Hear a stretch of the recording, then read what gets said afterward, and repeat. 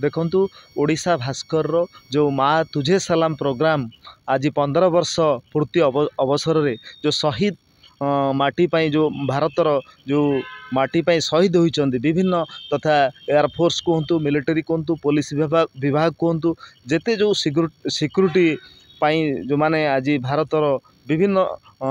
Department रे Thai कि जो बलिदान देइचंती से बलिदान रो जो तांकर सुख दुख फैमिली रे तांको परिवार वर्ग सहित ओडिशा भास्कर रो जो वार्तालाप एवं किछि मात्रा रे ओडिशा भास्कर तरफ तांको साहाय्य सहयोग जो जारी रखिछि ताहा पई आज आम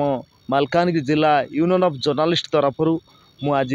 अभिनंदन जनाऊँगी एवं ओडिशा भास्कर रो जो एभली एक सुनामधन्य जो प्रोग्राम चली ताहा भविष्य रे जारी रहू एवं ए शहीद परिवार को आमे समवेदना जणाइबा सहित आउ एभली कार्य जो से माने करि आछंती ताहा चिर स्मृति होई रहिबो।